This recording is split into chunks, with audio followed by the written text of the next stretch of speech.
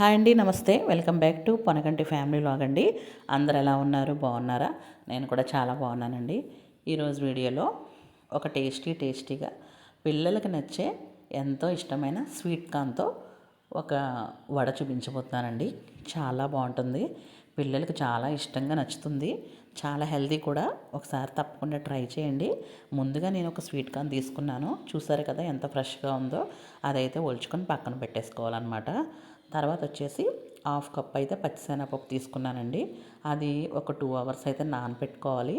చూసారు కదా, శుభ్రంగా కడుక్కొని ఒక 2 అవర్స్ అయితే వాటర్ వేసుకొని నానబెట్టేసుకోండి. తర్వాత వచ్చేసి మనం మిక్సీ పట్టుకోవాలన్నమాట. స్వీట్ కార్న్ కొంచెం బరకగా అయితే పట్టుకోవాలి. చాలామంది ఎన్నో రకాలుగా ఎన్నో విధాలుగా చేస్తారనమాట. ఇది ఒక స్టైల్ అనమాట అండి, చాలా బాగుంటుంది. ముందుగా మిక్సీ తీసుకోండి. ఒక చిన్న మిక్సీ జార్ అయితే తీసుకున్నాను నేను. దాంట్లో కొంచెం అల్లం ముక్క వేసుకున్నానండి, 2 పచ్చిమిర్చి వేసుకున్నాను. వేసుకున్న తర్వాత హాఫ్ టేబుల్ స్పూన్ జీలకర్ర వేసుకోవాలి. 1 టేబుల్ స్పూన్ ధనియాలు వేసుకున్నానండి, కొంచెం టేస్ట్ బాగుంటుందని. వెల్లుల్లి రెప్పలు అయితే నేను ఒక 7-8 అయితే వేసుకున్నాను వెల్లుల్లి. కావాలంటే దీంట్లో కొంచెం మనం ఏమిటంటే చెక్క మొక్క కూడా వేసుకోవచ్చు అనమాట. అదైతే నేను యూజ్ చేయలేదు. తర్వాత వచ్చేసి మనం ఒలుచుకున్న స్వీట్ కార్న్ అయితే వేసుకున్నాను, కొంచెం సాల్ట్ వేసుకున్నాను. వేసుకొని కొంచెం బరకగా అయితే మిక్సీ చేసుకోవాలని చూపిస్తున్నాను కదా, ఆ విధంగా బరకగా ఉండాలన్నమాట. 2 ట్రిప్ కూడా అలాగే వేసేసుకున్నాను నేను.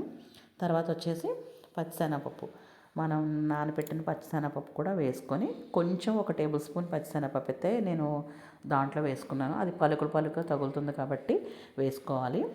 ఇదిగోండి, ఈ విధంగా అయితే నేను బరకగా వేసేసుకున్నాను మిక్సీ. అది కూడా దాంట్లో మిక్స్ చేసేసుకోవాలి. చూసారు కదా, ఈ విధంగా అనమాట. ఇలా ఉంటే బాగుంటుంది, మరీ ఫైన్గా ఉంటే అది టేస్ట్ బాగోదన్నమాట. హాఫ్ టేబుల్ స్పూన్ జీలకర్ర వేసుకోవాలి. అదేంటంటే మనకి పుదీనా అంటే చాలా బాగుంటుంది ఫ్లేవర్. అది కూడా వేసుకున్నాను. కొంచెం కొత్తిమీర వేసుకోవాలి. హాఫ్ కప్ అయితే నేను ఆనియన్స్ వేసుకున్నాను. మీకు వీలైతే పచ్చిమిర్చి కూడా వేసుకోండి. పచ్చిమిర్చి అయితే పిల్లలకి కొంచెం కారం ఉంటుందని వేయలేదు నేను. తర్వాత వచ్చేసి కలుపుకోవాలన్నమాట. నేను కలుపుతాను కదా, చూసారు కదా, ఈ విధంగా.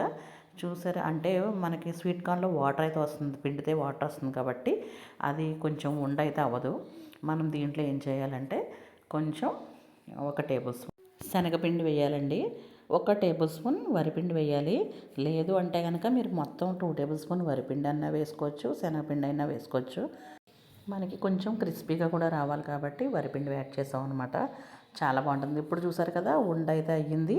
మనకి ఏ షేప్లో కావాలితే వడ షేప్లో వేసుకోవచ్చు అనమాట. సాల్ట్ అది చూసుకొని మనం చెక్ చేసుకొని మొత్తం అంతా కలుపుకొని పక్కన పెట్టేసుకోండి. తర్వాత వచ్చేసి స్టవ్ ఆన్ చేసుకొని ఒక మూకుడైతే పెట్టుకున్నాను. తర్వాత డీప్ ఫ్రై కాబట్టి నేను ఎక్కువ ఆయిల్ పడుతుంది కాబట్టి ఆయిల్ అయితే వేసుకున్నాను. వేసిన తర్వాత మనకి నచ్చిన షేప్లో వడ అయితే వేసేసుకోవాలన్నమాట. చూసారు కదా, ఈ విధంగా లో ఫ్లేమ్లో పెట్టుకోండి.